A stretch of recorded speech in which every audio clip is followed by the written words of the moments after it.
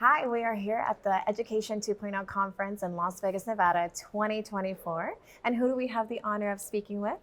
Hi, this is Georgia Forbes. I am the founder and executive director of Ionic 6. Ionic 6 was started in 2015. It is a nonprofit organization where we are introducing underserved middle school age students to STEM. So we introduce them to coding, computer sciences, as well as all of the different career options that may be available to them in these fields. That's amazing. We're happy to have you here. So, you are an Education 2.0 Conference USA honoree. How did it feel to receive recognition for your accomplishments? It was very exciting and rewarding. I started Ionic 6 roughly, well, actually, we're going on 6 years now. Wow. Started as my own effort to really give back to the Mhm. community, especially working in the industry. I did notice there were just not as much diversity as I would like to see. Yeah. And this was my opportunity to really engage. And when you have a labor of love, and after all of your hard work and your time, and it gets recognized and acknowledged, it's very rewarding, and it also gives the drive to continue to have that sort of impact on others. That's beautiful. Thank you for sharing You're that. welcome. So, what advice would you give to someone wanting to follow in your footsteps? That's a tough question. My path is a little not straight. My path has taken a couple of detours, and I would Mhm. say for each individual, you have to be true to yourself and you have to make your own path. Okay. Right? There's lots of ways that it's identified, well, you've got to do these things to be successful or to get there. Mhm. And I found what was helpful for me was following my heart and my passion. And so sometimes it didn't make sense to the other people around me. And it certainly was not always the traditional route, but ultimately I was doing the things that I felt passionate about Yeah. and the things that I was interested in and the things that I loved, which is what shaped my career path and my journey. So for anyone else, I don't think my path will necessarily work for everyone, but I say be brave enough to go out there and forge your own path despite what others may sometimes say, even if it is not the popular way. That's good. Okay. Thank you for sharing that. Okay. So, how has your learning and networking experience been so far at the Education 2.0 Conference USA?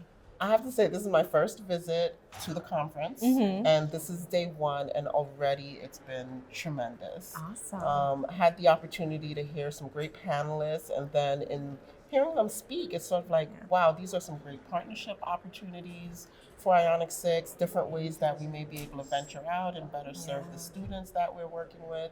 So if I've gotten all of that just from the limited time that I've been here so far, I'm really excited to see what else is in store over the upcoming days. That's amazing. Where can others reach you for collaboration or advice? Um, so we are reachable online. So definitely Okay. our website is a great place to learn more about us and contact us. And that is https ionic6.org. And we are also on LinkedIn Okay. as well as Instagram as our social media platforms. And our handle is very simple. It's Ionic6 on all of those platforms. We That's want to good. make it easy for people to find us. And certainly you can always email, which is info@ionic6.org. And that is the number 6. Oh, okay. Thank you. So, can you share the inspiration behind the founding of Ionic 6 and how has the organization's mission evolved since its inception? Well, certainly. Ionic 6 was founded while I was still working in corporate America. And I was also doing a lot of recruiting as well. Okay. And in going to these recruiting events, I was just always a little disappointed that we didn't have more students, more diverse students coming to the table Yeah. to learn more about some of the opportunities that were available. And in a prior life, I was also an educator. I taught middle school math and technology. And so I reached out to a couple of my educator friends and just asked them some questions in terms of what was available to students by way of computer science and classes. And it turns out Um, STEM wasn't yet, I should rephrase. Can I start over? Yeah, go ahead. So I reached out to some of my educator colleagues to find out a little bit more in Mm-hmm. terms of current events and teaching methods, what's been happening in the classroom, and at the time learned that computer science was not a mandatory part of the curriculum. Oh. So it was still very optional for students Mm. and teachers, which means they weren't getting that exposure. Now, given the world we live in, and we see technology is very quickly growing, as well as all of the different opportunities that are available, I just felt this was a missed opportunity. Mm. And did a little research and wanted to get some information around what's going on, and found that middle school is where kids tend to start underperforming in sort of math and science fields and starting to lose interest as it's getting a little more challenging. So that helped me to define my target age group that I wanted to work with, which is from 11 to about 16. So engaging them from earlier on when they're in middle school and to early high school. And the focus is really just about exposure and awareness. So we Yeah. don't expect all of them to be computer scientists. That's not the intent. But we want them to know that there are so many more opportunities available to them. And a lot of times kids come in and they love it, right? Yeah. It's surprising to themselves and sometimes to their parents as well.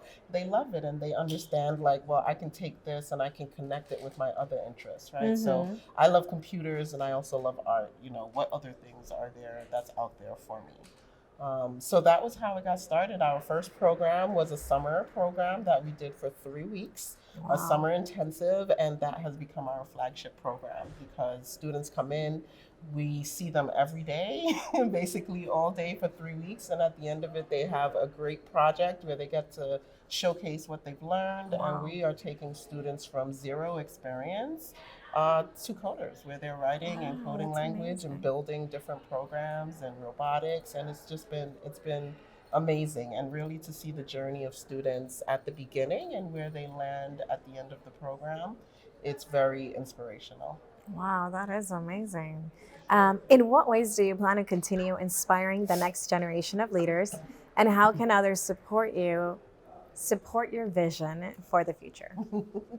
So we are certainly going to continue with our programming. We're looking forward to expanding. So right now we provide a summer program, after school programs, Saturday academies as well. And we look for partners. We look for education partners. So whether Mhm. that's schools that we can come alongside with and collaborate with to provide our program in-house for them if they don't Yeah. have the resources, or community-based organizations as well has also been great partners for us. So we look to continue expanding our partnerships, which will help us expand our reach in those individuals or students and families that we'll be able to have an impact with.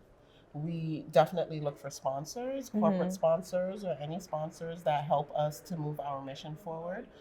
Ultimately, we're a nonprofit organization, and Mhm. we also look to offer this program for as little as possible to our families so that they're able to afford it and Yeah. able to participate given the opportunity that we're presenting. So, if we're able to get sponsorship, again, it provides us with greater flexibility to be able to provide our programs to a lot more students. Wow, that's amazing. We're so Thank happy to you. have you here. Oh, thank It's a you. pleasure to get to chat with you, and we hope to see you next year. I hope so too. It's been terrific being here, and thank you so much for your time today. Awesome. Thank you so much.